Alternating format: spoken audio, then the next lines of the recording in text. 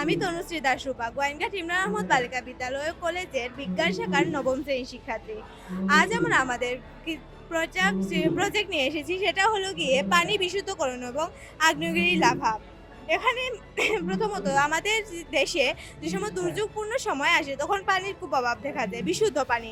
তখন আমাদের হাতে কোনো ফিল্টার করার কোনো জিনিসপত্র থাকে না, সেজন্য আমরা ঘরোয়া উপকরণে খুব সহজেই আমরা এগুলো পানি ফিল্টার কিভাবে করা যায় এই প্রক্রিয়া খোঁজার জন্য আমরা এই ফিল্টার পানিটি প্রজেক্টটি তৈরি করেছি। একটু দেখান। এখন আমি ডেমো সহ দেখাচ্ছি যে এটা কিভাবে পানি পরিষ্কার করে।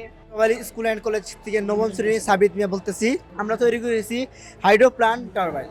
এটার মাধ্যমে নদীর স্রোত ব্যবহার করে কিভাবে বিদ্যুৎ উৎপাদন করা যায় সেটা আমরা সংক্ষেপে প্রকাশ করেছি মিনি মডেল হিসাবে।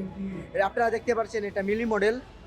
এটার মাধ্যমে আমরা নদীর স্রোত ব্যবহার করে এটাকে পাম্পের মাধ্যমে এই একটা বক্স মানে বিশাল ট্যাঙ্ক থাকবে, ট্যাঙ্কের মধ্যে আমরা পানি নিব। প্রথমে পানি নেওয়ার পরে পানি এখান থেকে পড়বে, আস্তে আস্তে এটা ঘুরতে থাকবে। ঘোরার কারণে আমাদের যে জেনারেটর মোটর থাকবে সেটা ঘুরবে। ঘোরার কারণে আমাদের দেশের কিছুটা বিদ্যুৎ চাহিদা পূরণ করতে পারে। এটা সলভ করে যে আপনারা তৈরি করতে পারবেন, যে কেউ তৈরি করতে পারবে না। এটা আমাদের তৈরি করার মাধ্যমে আমাদের দেশে কিছুটা বিদ্যুৎ চাহিদা পূরণ করবে। যে আমাদের দেশে অনেক লোডশেডিং হচ্ছে, গ্রাম অঞ্চলে কেউ খেতে সে দিতে পারতেছে না। এটার মাধ্যমে আমরা যদি করি ইলেকট্রিক তৈরি হবে, যা আমাদের দেশের বিদ্যুৎ চাহিদাকে পূর্ণ করে এবং দেশের যে গ্রাম অঞ্চলে বিদ্যুৎ চাহিদাকে পূরণ করতে পারবে।